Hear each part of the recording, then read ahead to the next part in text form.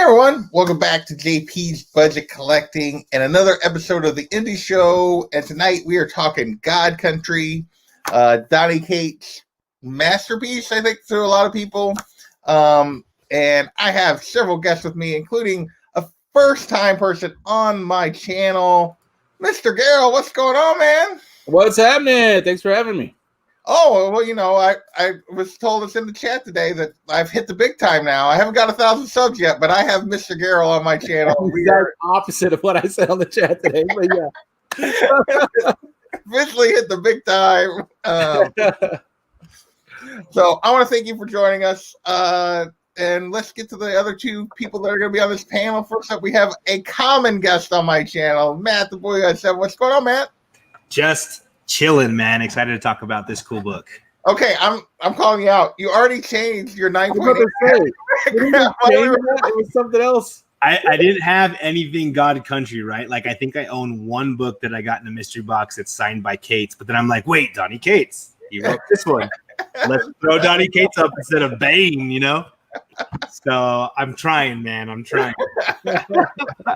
What's up, Craig? What's happening? And our last member of our panel tonight is Backseat Driver. What's going on, man? 5280. Yeah. Is he there? We had sound a minute ago. I see a hand. What's up, guys? How's it going? Oh, there you go. Hey. Can you hear me? So I want to thank you guys for joining us. Sound not coming through you're anymore? good. You're good. I think you're just lagging, brother. That's Okay. it. Yeah, just a little bit lag. So, Damn. let's get to this chat real quick. We'll shout these guys out, and then we'll get started with this. First up, we got John's Comments with Kids, been hanging out. Well, Backseat Driver was technically first, but John's been hanging out waiting for us because we started a little later. I wasn't sure what time Matt would get done with his family stuff tonight, so I had to set the stream up a little earlier than we were ready. Gorilla Todd's in the house. What's going on, man? Yo, Todd. All right, so I think it's everybody other than us that's in the chat, at least so far. I want to thank those people for joining us. So this is obviously my first time reading God Country, and it's actually my first time reading anything by Donny Cates. Like, I have not. So Donny Cates has been doing Thanos and Silver Surfer and Venom and all these stories that are characters I don't read. So I've never like people say, but I've never taken the effort to read any of it because it's not, just characters that I've been interested in. So this was my introduction to Cates as well as to God Country. Cool. Oh, we got my moderator extraordinaire is in the house. Kate is now we can get started. She's going to keep everybody straight. Thank you. So, hey, Kate. So I want to talk a little bit before we get into the story about how everybody, two of the panel, Mr. Garrell and Backseat, were like big fans of this beforehand. Matt and I are new readers. Yep. But Mr. Garrell, I want to start with you. Mm-hmm. How did you find this story? How did you find God Country? Honestly, I don't really have an LCS, but I had stopped by one, and I told the story before. I was waiting my wife. She was checking something out, so I randomly walked into one, and I was talking, and then he said so. He was giving me a hard time about Texas or something. I can't remember. And he said, "Oh, Donny Cates wrote a pretty good story, and it's got Texas." And I was like, we were kind of joking around, so I bought the first one. Excuse me, and then I read it and really liked it, and then so this is the first ever thing I ever went crazy on. Yeah, you did. And wow. And then of course I have, I got the other ones over here too. The one is like Savage Dragon. And it's the only one that I ever caught. If I see it, I buy it. And I have a lot of them. And I just really liked it. And it was kind of actually my jump off point. From there, I read Donny Cates' Venom. And then, I don't know, that's kind of what got me back into comics was Venom, this story. Because before, I was just looking for, like I said before, the, what's his name? The Batman Who Laughs. And Venom. And I never had even thought about reading a story that had nothing to, even though this guy's kind of a superhero, had nothing to do with a superhero. And so after this, it was really kind of my jump off also for a lot of independent readings, too. Which sometimes the stories are way better. So now, how many of them, was it all out when you picked up that first issue, or was it? It was all out. Unfortunately, it was already out and popular. Okay. Hey, D, thanks for stopping by, even if you're not going to stay. What about you, Backseat? How did you find God Country? So I don't remember exactly how I found it initially. I'm new enough to comics though that I like. So you were saying how you weren't reading a lot of the characters that Cates was writing. I have been reading and collecting comics for like 3 years and 2 months at this point.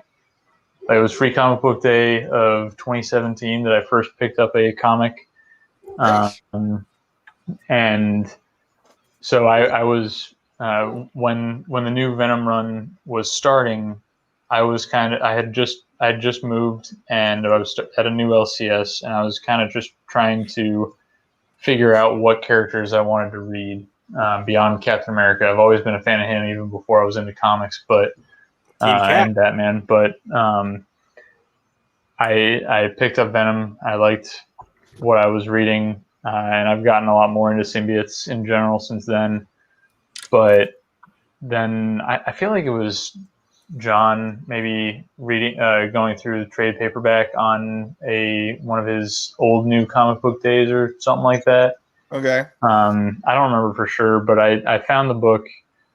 I heard that they were making a TV show or a movie or something out of it, and so I decided to give it a shot. And I read it digitally initially, and then that night when I finished it, I jumped onto mycomicshop.com and found whatever copies they had and bought them. And you can see they only have these 3, so you can still see I don't bother. Actually, these are Midtown, my bad. There were none on mycomicshop.com. That's right. That was the problem. And then I hunted down. I ended up getting this 9.8 on eBay. I got this full set and a raw #1 that's currently at CGC. They actually just got scheduled for grading today. Finally, 24 business days later. I haven't gone quite as crazy as Mr. Girl over there, but I have 2 copies of most of them, and that for me that is quite a bit when it comes to any book. I love the story. I love a lot of what Cates has done. John, I'm sorry I have not read Thanos Wins yet. And Matt, I'm sorry I've not read Thanos Wins yet. I've read Silver Surfer Black. I'm reading all the stuff that he's doing now. I was too late to get the Thanos Wins run for a reasonable price, so I just kind of haven't jumped into that one yet. I might try it. I have it digitally. I haven't read it yet, but I'll get there eventually. You are doing yourself a disservice, my friend. Y'all need to read that. Yeah. Book. Holy cow, that's really good. I've got so many stories that I need to read, though. So many. Yeah, I will say that's part of the reason I had never really chased Cates is I was collecting too much stuff, and I didn't need something else I needed to read or collect, and it was like I was so far behind on everything else, it just had never made it to the top of the pile. Mm-hmm. So, what about you, Matt? How was your introduction? This is your first time on God Country, but what was your introduction to Donny Cates? So I was collecting the Doctor Strange run that he was doing, and that was that was before he kind of blew up. And he brought Sentry back, and I'm a big Sentry fan, man. So I really enjoyed that. And then I had a bad experience with him on Twitter, where what's his name? Carolina Chris was talking about Absolute Carnage #1. And he tweeted something, and I didn't realize he had tagged Donny Cates. So he's like, "Man, Absolute Carnage 1 is going to be the #1 selling comic of all times." And I just said, you know what, man? Like, I think it's really cool that it's selling, but I want to see the numbers that are actually in homes, because I know a lot of comic shops are buying the books. Yeah, a lot of them may sit on the shelf. Which, if you go into my comic shop today, there's still a bunch of Absolute Carnage #1s that never sold. Yeah. And so I was like, but I want to see how well it does and if it really gets into homes. And Donny Cates attacked me sick, man. I mean, who do you think you are? And I'm a writer and all this stuff. And I was like, whoa, calm down, dude. Like, I didn't even say it ugly, like. So after that, I had a bad taste in my mouth for Donny Cates. I'm like, that dude's a jerk, and I'm not a fan of his. And then I ended up reading Thanos, and I kept going with Venom, and I'm still buying his freaking books because they're epic, man. That's how they get you. They got work as long as they produce. This thing right here, I kid you not, this is one of the best stories. I mean, bar none, man. It's so good. But so I tried to read God Country a while back. And you know me, I'm not a big fan of cussing, and I'm not a big fan of a lot of stuff. And this book is full of that. So I put it down the first time I read it. I was like, okay, not my cup of tea. But I just kept hearing everybody, hey, it's good, it's good, it's good, it's good. So I'm like, all right, I'm going to put my big boy pants on, and I'm just going to read through it. And I did it this time. So that's where I'm at now. Nice. All right, we had a couple people hop in here. We had Jeffrey Comic-Con in the house. What's going on, Jeffrey? Vote for Jeffrey. Yep. Midwest Scotsman is in here. Thank you for joining us. What up, Paul? Yeah, Paul. So, all right, so let's dig into this. You guys want to start? We can start wherever anybody wants. Do we want to start story? Do we want to start art? Do we want to just like give your general impressions of this particular of the story? Where do you guys want to start? Okay. I kind of like to hear the two who didn't read it and see what their initial. Actually, yeah. Okay. I will say, and Mr. G and I were talking about this a little bit before you guys hopped in, while we were waiting, kind of just waiting for you guys to get here, and I really, really enjoyed this. Like, I thought this was an excellent story. It's very much not exactly what I was expecting. But I will say, like, because I've heard rumors of like potentially like a follow-up or something. I feel like this is just this. Like, I know they're making a movie. I have a hard time believing that it'll be as good. And I'll be honest, I don't know that I'll ever read this again. Like, I really enjoyed it, but I don't know that I'll ever read it again. Like, it's I guess I mean, which maybe is a little surprising to most people, but like, and it's not that I didn't like it. I really, really enjoyed it. It's just like, to me, it's like one of those things that I read and it's like, okay. There you go. What about you, Matt? I absolutely loved it, man. I as much as I'm a Donny Cates fan, I tell you what, man, he just keeps sucking me, and he's good at what he does. And I really, really, really dug it. I can see what you're saying. It feels like if they try to continue it, it's just not going to be as good. Like, this thing it's done, Yeah. But, never say never. So no.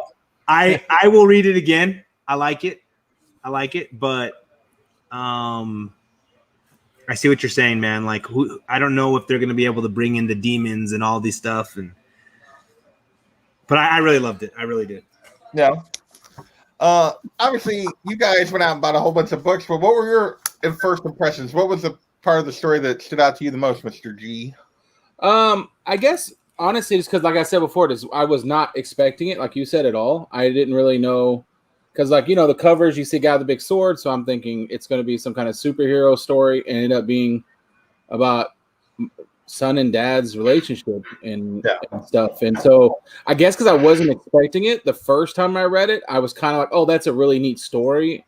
It's like really cool, sad.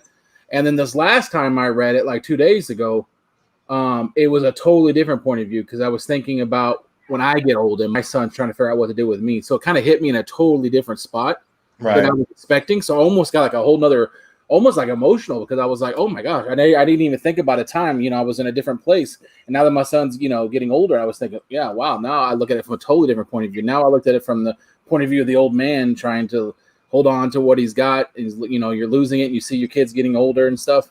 So it totally hit me from another point of view. So I think that's probably why it kind of connected with me so much when I first read it.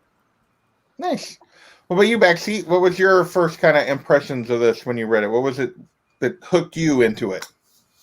I think it was the same thing as Mr. G. Like, it.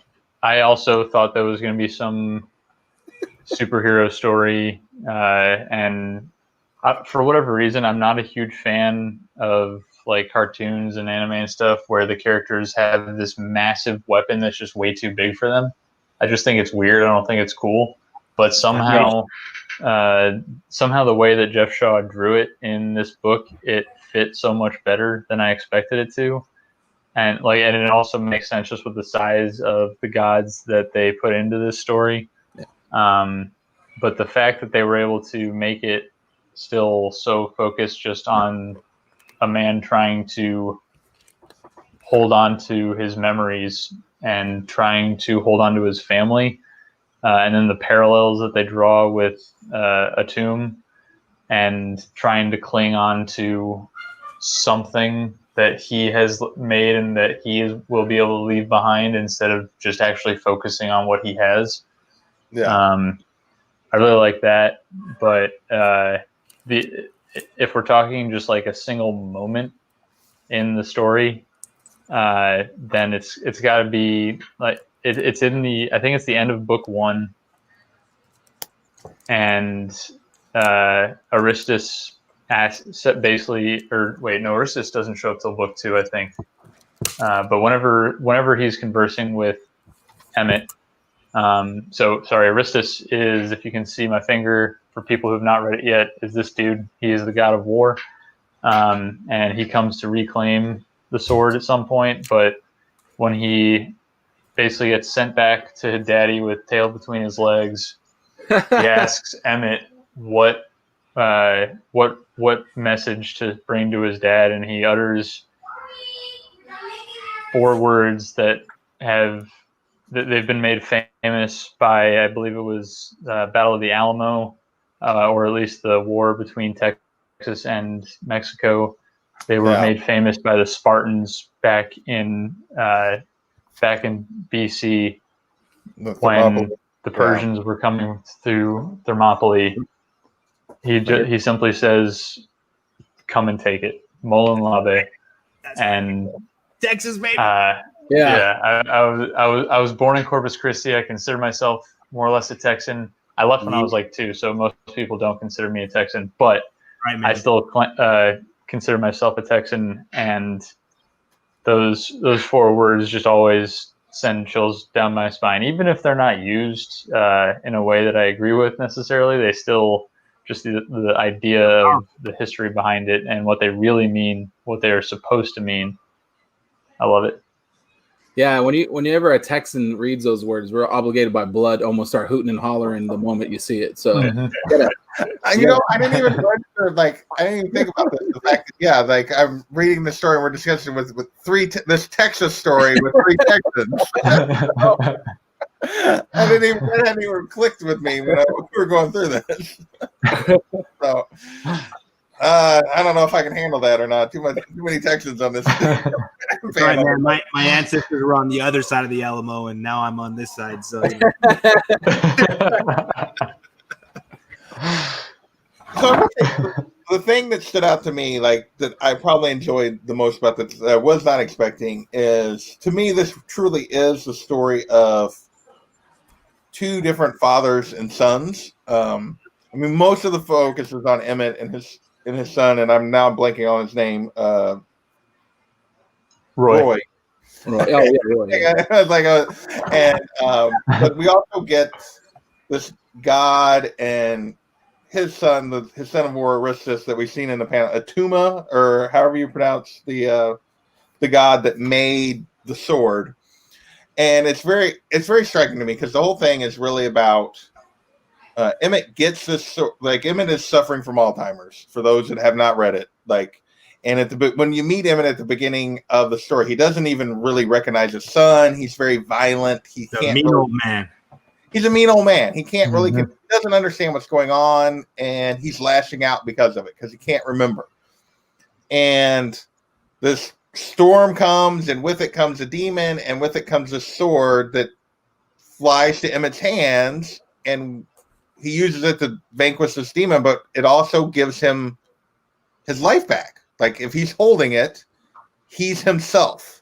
Yep. And, and it's a very interesting contrast because you see Atuma throughout the whole thing is also trying. So Emmett doesn't want to give up the sword because he doesn't want to give up his life to a certain degree. Like he's holding on to his memories and being able to like interact with his daughter, with his son and his granddaughter. Yeah. And then you're contrasted with Atuma through the whole thing, who's trying to hold on to this weapon in his world that's already dying. And like you said, Backseat said a minute ago, is like missing his sons, like his children, who are the other gods, are dying, and he's sacrificing them to chase this sword, which he thinks is his legacy, instead of his children. Yep. And it's a very the contrast between the two, the grandfather and the father of the gods or whatever, is very striking. And like you see this a lot. I feel like you see this a lot in life, that people like one's prioritizing the wrong things, and the sword, meanwhile, the sword is choosing the one that's to be with the one that's prioritizing the right things to try to protect his family. Yeah. At least that's, to me, in a nutshell, like what the whole story meant to me. And I thought it was very striking. Because Kate says at the end, it's not about a sword. It's about these two fathers and sons, to me, at least. The big guy that he was just pointing at right there, I can't remember his name. He's a good dude. Like, he's a good guy. Like he's trying to help. He like doesn't want anybody to get hurt or anybody to do anything. He's like, listen, he's my dad. I'm trying to be loyal to him, but it's not going to go right for anybody. Let's try to figure out a way for this to work. And he's like a good dude, and his dad does not care. He is not even care. So yeah, there you see Aristus when he comes for the sword. So cool. Yeah, so cool. Yeah. But what did you guys think about the way Kate lays out these two relationships, these two fathers and sons, like, and how he handles the storytelling? You guys, like Matt, you're a dad. Like, what did you think? What did you think about this? Well, when you first see, the main character, and he's a mean old man, right? Yeah. You're thinking to yourself, man, this guy's a jerk. But then, okay, wait, he has Alzheimer's, and if you ever dealt with anybody with dementia or with this, you know that they're not themselves. And then all of a sudden he gets the sword, and then he's just the nicest guy, man. I mean, he's just this guy that loves his granddaughter. Half of the story is just with her, spending time with his family and showing her love and talking to her, even having her converse with the sword at one point, Yeah. And on the opposite side, you have what's his name, Pilgrim, or the main god, right? Like, well, Pilgrim's the other brother. Atum. That's right. What's the main god's name? Atum. Yeah, so you have Atum, and he doesn't have this sickness or this problem, but yet he does have the sickness or the problem that on one hand was causing the main character to have because of his health. But this guy in his own has decided, all I care about is a sword, and I don't care about my children. And he's become the mean old man, though he doesn't have a disease doing that to him because the disease is in his heart. So, I was sitting there thinking about that. And then like Mr. Gorell said, one of these days my parents are going to be old like that. One of these days I'm going to be old like that, and this dynamic of having to care for somebody that isn't acting like themselves. It makes it very heavy and weighty. But yet when he gets the sword, he's just this great hero that really does love his family and really is willing to sacrifice and fight. And he's got some fire under him, which you see when he's a mean old man, but he's able to focus it when he has a sword, So really, really enjoyed that dynamic. And it's also kind of tragic in a way too, because when he does have that sword, like at one point he's like, they were asking him how it's going. He's like, basically, I just lost my wife all over again, but that's my memory. That's my pain or whatever. And then you can see like the son was always, you're kind of wondering, like even the wife is like, what are we doing here? Like, why are you even messing with this old man? And the son's kind of like, he's my dad. He was a good man, but you can see there's kind of a weird like dynamic there where it's like, he wants to be close with them. And then when you see him with that sword and the ways the granddaughter, and you see that's almost just as tragic because you can see everything that's been missed. Eventually this sword's going to have to go away. So it's like this little moment you get your dad back, but at the same time, you're going to have to lose all over again. And it's like one of those things where if you could have like 10 more minutes back with like, if your mom died or something, it's almost kind of what he got. He got like, a couple of more hours with his dad. And so it was, so it was almost like tragic when I saw how happy he was and how much he actually did miss and how the son missed it and the granddaughter missed it. And That's why he would never let that sword go, no matter what happened in the story. You know what though, man? I do like. I get you, and I totally feel you, man. I just love the way it turns out for them because he leaves them this legend. Yeah, you know what I mean? He's able to leave them this idea of hope and this great story that they continue to pass down, and that's how they remember him, not as the mean old man. Well, he leaves the legend, and like the granddaughter actually does get to know him. But then there's also the great scene as he's like at the end where he's passing, using the sword to pass his memories, and I cried so bad in that scene to his son. Like all the things, like it even says all the things left unsaid, all the things he could never say, all his memories he passed to Roy, and then and that's just a really what you wouldn't give to be able to do that to the people that you love, to all the things that you never said, and that go. He stole that from Twilight. I'm just saying. Yeah. Oh, for love of God. Anyway, I had that open that exact page you're talking about, and then even right here, if you look at this part where he's holding his dad, and then right here, and he kind of says thanks, Dad, because it's like one of those things where if you have a dad who's kind of hard on you, he wants you to do things, and you always have that thing. Why was he mean? And then you get this gift of everything he's ever done for you, every great thought he ever had of you. You get to get it, and it's going to be with you forever. So I saw it. I got a little bit ooh, come on, woo. Let's bring it back down. But right afterwards, I go, I don't know if Matt's going to make it through that spot. I thought about that when I was rereading. I was in bed, bro, reading that at night, and I bawled like a baby. My wife's like, she's asleep. She reaches over, she's like, "You all right?" It's a comic. You know the story. That one hit me hard, man. The stories that Matt's wife tells about, we're like, "Oh, my husband did this." She goes my husband cries on comic books probably once a month. Yep. A month. Once a week, man. Oh man. Oh. You know what? When I became a father, I had a lot of resentment for my dad, like you just said, and not because he was a bad guy. My dad just really pushed me hard, Even when I got married, I'm like, "Hey, Dad, I'm a young 18-year-old kid. I need your help." He's like, "No, you decided to get married. You go make it work."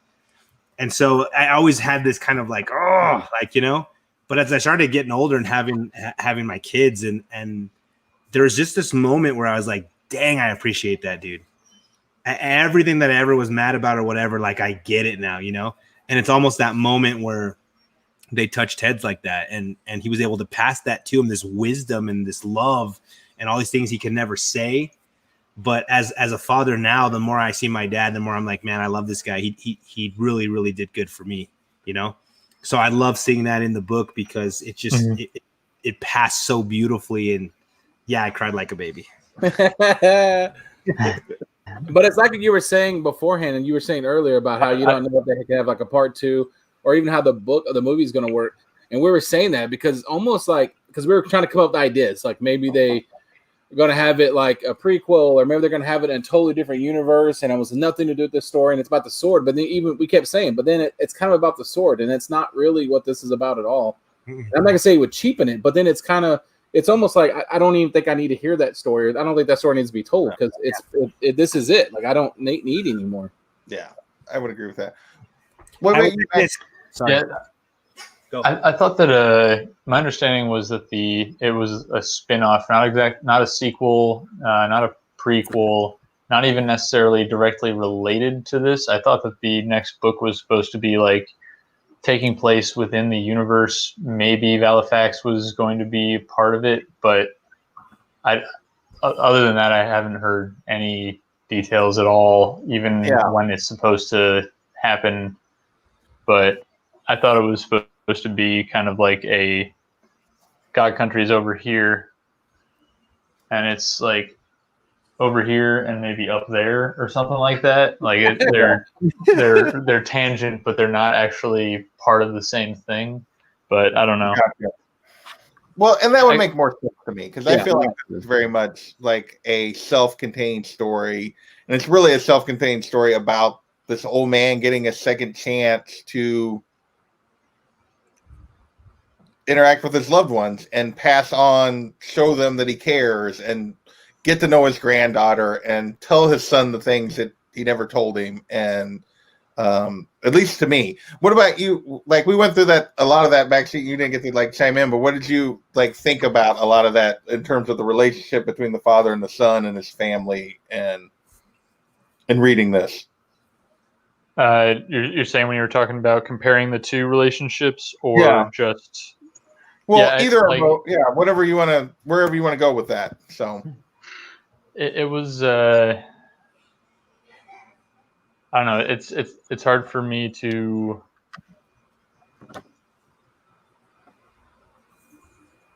like. I don't know. I don't really have words for it. It hit me, but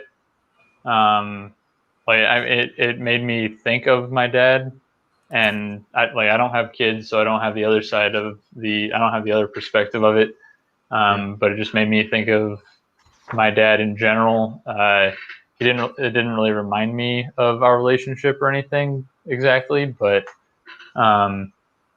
it was very much a powerful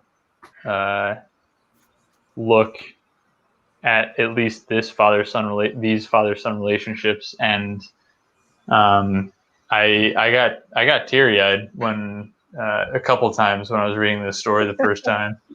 Yeah. I don't generally like cry, but I do get teary-eyed at stuff that moves me. It's usually stuff though that's like it's not stuff that will usually make people emotional, honestly. Like if I watch Band of Brothers or The Pacific, or if I watch like Apollo 13 or something, like just stuff that has happened that I am just that proud of, like that our nation was able to do, or that a certain group of people were able to do, or a certain person.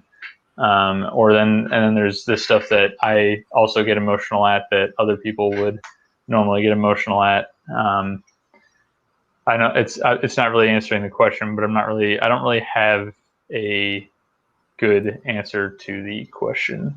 I guess. What I would say I like also about the story is like, not to go on a Star Wars tangent, but like part of the good part of Star Wars at the beginning in the old timey days, way back before my time, was all the stuff that wasn't said and not shown, and then they kind of mess it up by going back and trying to show all that stuff. And the parts that I like about it, like the part that I like about it is that clearly the dad is like super respected, because like even the police don't want to do anything. They're like, yeah, he like beat us up and we're having to like take him out and we're dragging him back home. We put him in bed. And then when they leave, the cop stays back and puts him back in bed again. And then the son keeps saying, oh, he's a great guy. He was a great guy. And it's like, there's something there that he was somebody else before he lost all this. And like you were saying, you get a little hint of it because he has no problem jumping through a portal and taking on gods. And it's like, it almost makes you wonder, and I'm almost glad I don't know kind of thing, because it almost makes you wonder, who was this guy before he lost all of his memories? Because wow, like he obviously made an impact. Yeah. I love this idea of a father battling through hell for his children. You know, you see this guy and everything that he's doing and this name that he's made for himself before and during the book, you know, and you're just like, and then he has that moment at the end where he shares everything he's done for his son, the way he's loved him. And for me, it's just a good dad will go through anything he has to for his children.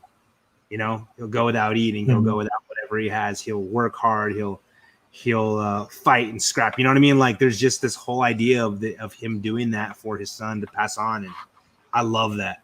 I love that idea. Yeah. Kids make you soft.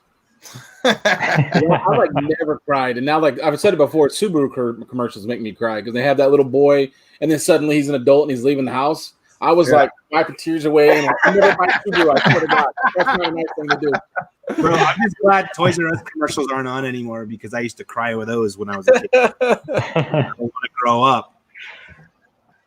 So I'm going to shout out a few more people who showed up in the chat. We got 90 in the house. What's going on, 90? Mastodon, thank you for hanging out with us. Comics Misexplained, I want to thank you for hanging out. Perry was in here for a little bit. I don't know if he's still here. He said he had to do some editing, but thanks for stopping by, Perry. We had Simon R is in the house. Thank you. Fuchsia, what's going on? Fuchsia. I want to thank all you guys for hanging out with us. Tim, the Canadian Comic Hunter, was in here. Thank you, everyone, for like stopping by and hanging out with us for a little bit. So before we kind of shift to the Jeff Shaw art, which I think we need to like have some serious discussion about because the art in this book is fantastic. Anything else you guys want to talk about story-wise before we make that shift? I don't think so. I mean, I feel like we covered most of it. There's obviously a lot of details, but that we didn't cover. But I think the overall themes of what's going on here, we really got to pretty well. But wanted to give you guys a chance if you had anything else you wanted to bring up. Everybody's reading the book again.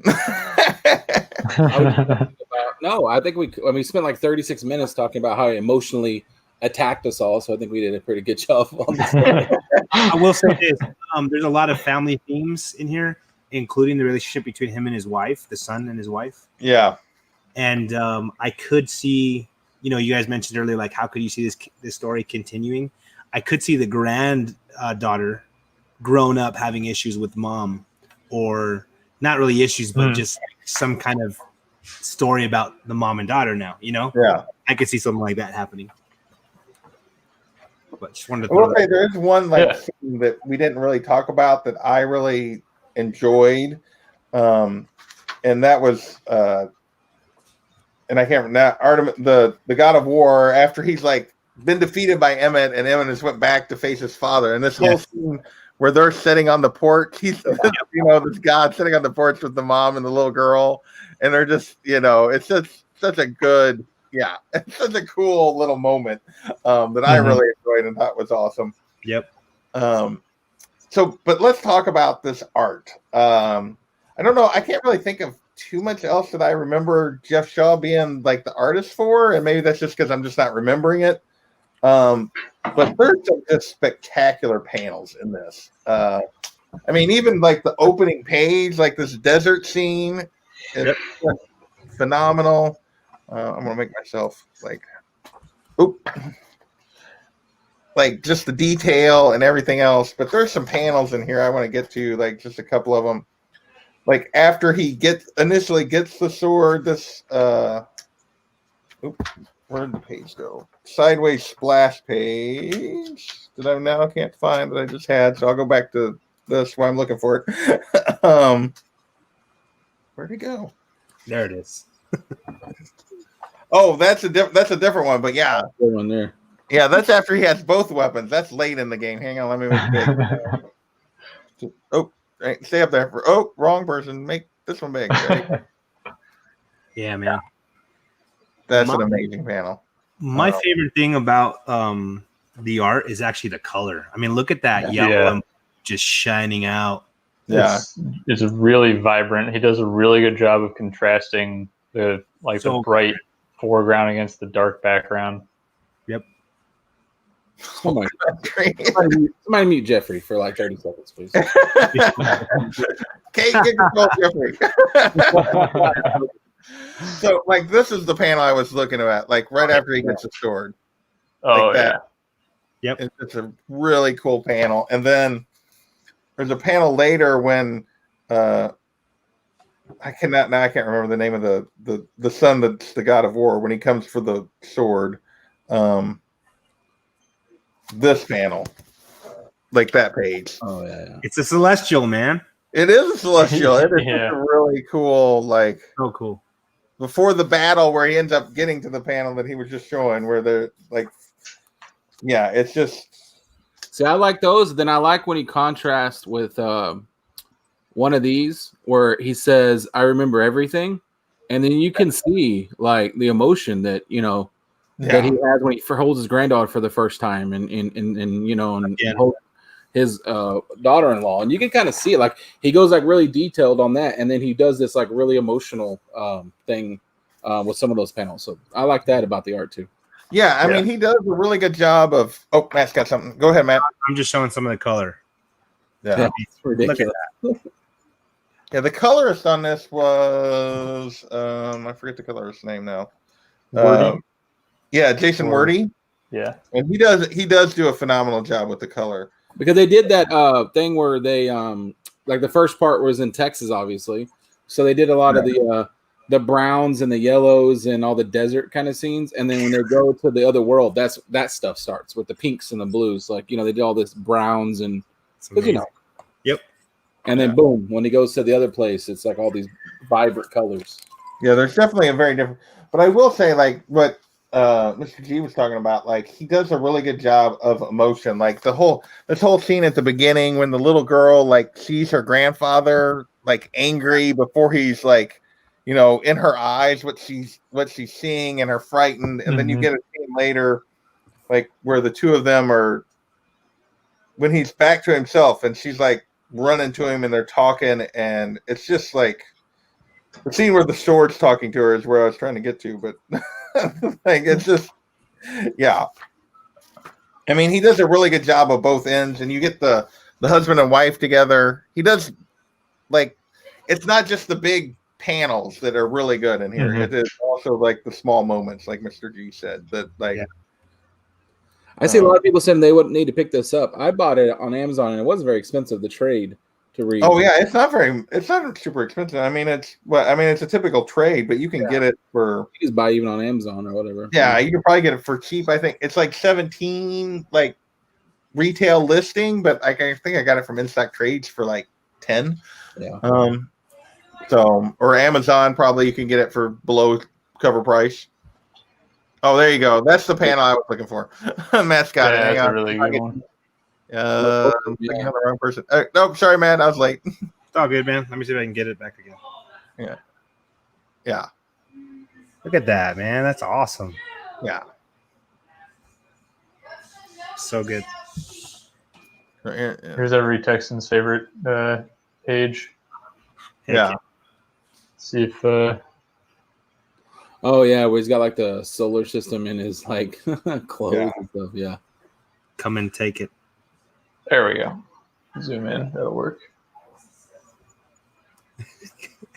Focus. Focus. Yeah, it's a good. Of course not. Yeah, you can't get it. It's okay. Don't take it. Close. It's close. It's close. Did I do it? There it is. Sort of. There it is. There, hey. It only took 5 minutes. That's great YouTube right there. That's a gorgeous. Oh man, that page is just. Yeah, there's some unbelievable. Well, that's what makes it good, right? Because you have the story, and he hit you with two different layers, and then the artist can really throw down if they want to, show a lot of emotion they want to. First part of the book is in Texas, so it's like dulls and browns and reds, and then they go off into another world, and it's like vibrant colors and it's a really good contrasting book on both all the way around. Yeah, then, I put out one of my first few comic debriefs on God Country, and I like one of the things that I said I really liked about it was that Cates didn't put in so many words that the artist was left to just kind of fill in little cracks. He put in just enough that that Jeff Shaw was able to literally paint the picture for you, and then the words kind of filled in the rest of the explanation, which is how I think comics should be written. Like there are pictures for a reason. You shouldn't be reading the description of what is in the picture right behind it to explain all of it. It should just fill in like mostly the dialogue and then a little bit maybe of explanation. Yeah. And like I love the transitions. Like you have this panel like where he's like got the two weapons and he's wreaking havoc, and you see him he's like, I'll kill you, and then like the very next panel she says grandpa, and you see his face. Like, and he realizes that he's like pulls himself back from like he's been in this fight, and then it's like, it's just very well done. The whole thing is very well done. So yeah, and so we talked a little bit about the possibility of doing something else. I hope they don't. Like I think this is really excellent as a standalone. Hey, Gorfadal, what's going on? I think it's already written because it sounded like he was trying to get it out this month originally. Yeah, well, something about this summer. I'd heard something, and Yeah. I guess if it's completely tangential and just supposedly the same world, that's fine. But I really hope we don't see Valifax, which is the sword. Like, because I feel like this is a self-contained story. I mean, it's being told from generations later. Yeah, I'm hoping this is just this always stands kind of as its own thing. It's my personal opinion, but and then what do you guys think about that? I was going to say, then it reminds me that Valifax, whatever the sword's name is, they keep saying that like it's the god of swords, and you get these little brief things where he's like, I'm on like 15 different battlefields right now. But then there's a one part that we really haven't talked about, where there's like a zombie scene basically, because the black sheep son, he decides he can take it for himself, and he's the god of death, so he starts sending these zombies, and he's like, you focus on the task at hand. There you go. I'll guard your family, and then from way far away, he gets all the knives and stuff in the house to come alive and starts throwing them at the zombies. So that was kind of because he's like literally the god of swords. Like he can, God of the blade. Yeah, god of blades. Yeah, I mean, whole concept. Well, because when he's talking to when the God of War first comes the first time, and they don't actually fight, and they just talk it. They talk about him having the sword, and he's like, "What? So you're saying it's like Excalibur?" And he's saying, "No," or it's like Excalibur, and he's like, "No, it is Excalibur." And every other like famous sword is Valifax, and it's a very interesting concept of this sword, and it basically the sword chooses who bears it. Like if it didn't want Emmett to bear it, he couldn't carry it, and it's going to be a God Country Once and Future crossover book. I haven't read that one yet, but I need to. Once and Future is also very good. It's on the list as well, so to get to. Go read the Thanos one first, and then you can jump to Once in. I will. I've read Once in Future. I know I need to read Thanos Wins. Luckily, it's like a story arc. It's not a whole run, so that'll be easier. Yeah. It's like what, 6 or 7 issues? 13, 14, 15, 16, 17, 18, 6. Yeah. Yeah, you get a trade too. I have the trade on that one. Yeah, I'm sure they do. I can't afford 9.8s on every book I like, so I got to trade. So before we wrap this up, you guys got anything else you want to talk about related to God Country? Read it if you haven't. I would definitely recommend it. Me as a first-time reader, I would say it's definitely worth your time. I know I said at the beginning, I don't know that I'll come back to it, and I don't know that I will, but I definitely enjoyed it, and it is worth the read for sure. Mr. Garrell, any final thoughts? The highest praise I guess I can give it is that I was reading at the office, and the wife asked me what I was doing, and I told her I was reading this book because we were doing this show, and then I actually handed it to her and I told her she should read it. And I don't think I've ever handed her a comic book, so she was kind of weirded out a little bit by that because I'm usually like, don't touch its stuff. She'll try to pick it up and do one of those like things. I'm like, I don't touch any of the books. And this one I was like actually handed to her, and I told her to read it. And I mean, that was today, so I don't think she's read it yet. But I mean, I've never suggested that she reads anything, and I thought she might enjoy that book. So, no. I mean, she does read Twilight and Harry Potter, so I don't know about her tastes. Just playing that.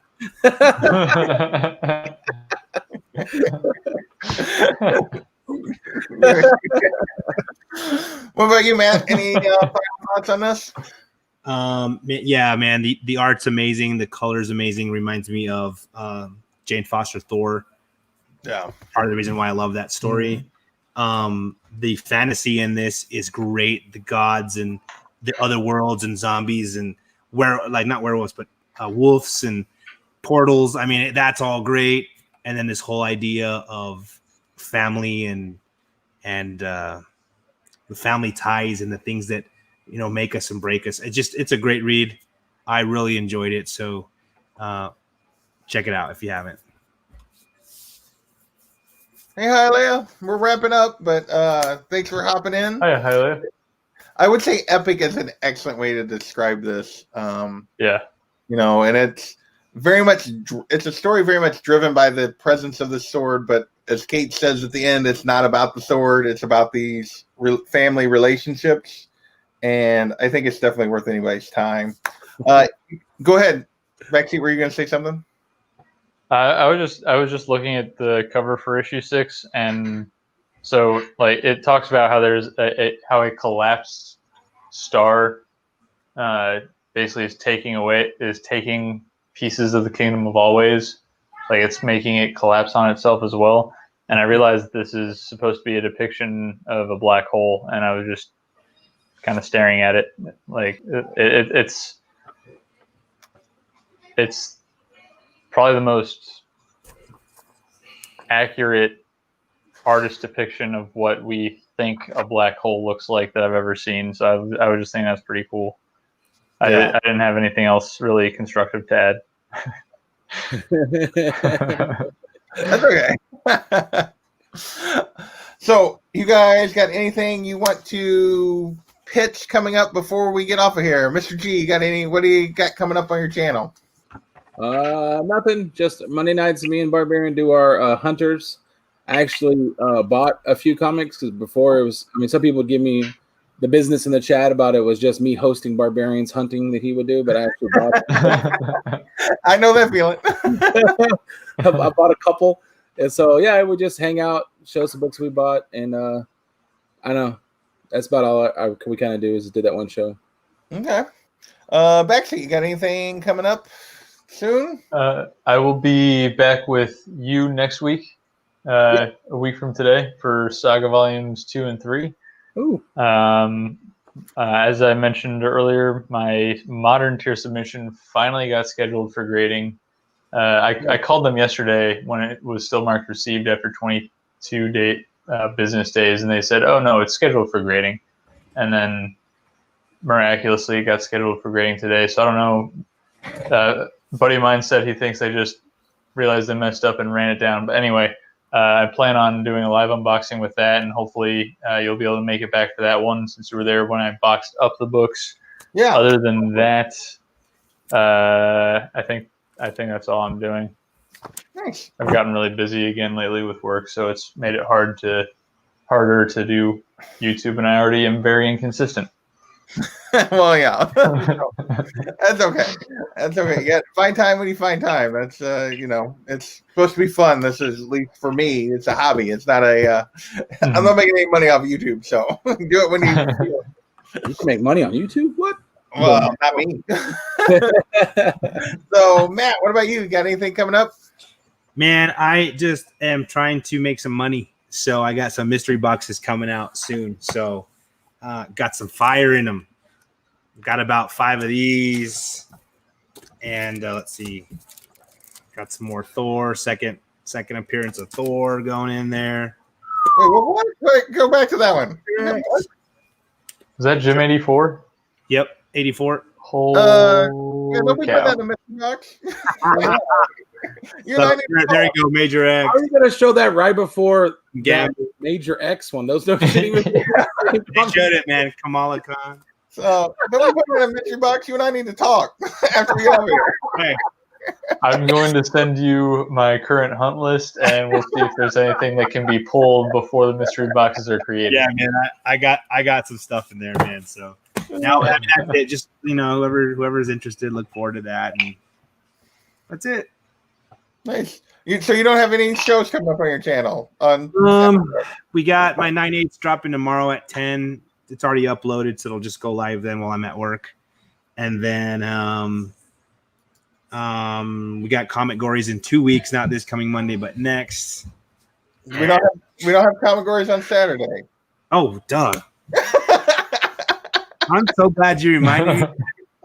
Oh my gosh. Dude, I wasn't even in there, man. So yeah, Comic Gories exhibition match is going to be fun. You are going to be the judge. No, the host. I'm the host. Which means you got to come up with the 15 Comic Gories. Oh, I have the category. Okay, good. Wow. And then Rob Wurst is going to be our guest judge. That'll be really fun. And then John and I and Bear Island and D Runk. So it's going to be That'll be fun. I've been working Thank you, on dude. Yeah, Rob and I have been working on the categories, and Really? yeah, oh yeah, you guys are gonna. I hope you guys bring it. I really do. I want to see them struggle. You guys are gonna like.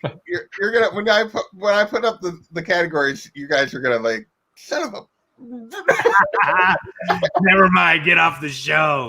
My name's gonna be Mud, but it's gonna be fun. So It'll be the second closest we've ever seen Matt to cursing. yeah, I think so. Right? The only time it's happened, I bleeped it, man. Yeah, that's awesome. So things I got coming up. Obviously, I do the look back every week. Backseat already talked about it. The next indie show we're doing Saga Volumes 2 and 3. That'll be next week. In 2 weeks, I am doing. We are circling back to East of West Volumes 4 and 5. Cool. So we got that going on, and then after that, I got a couple things I need to get scheduled for this. I actually have an idea for hopefully we'll do a collecting smart sometime soon. I have an idea. I just haven't sent Matt anything. Let's do it. So I need to do that. And so, yeah, so that's some of the stuff I got coming up. I want to thank everybody for watching and hanging out for an hour as we talked about God Country. I think everyone here would recommend it. If you haven't read it, check it out. And we'll catch you guys next time. Later, everyone. Bye-bye.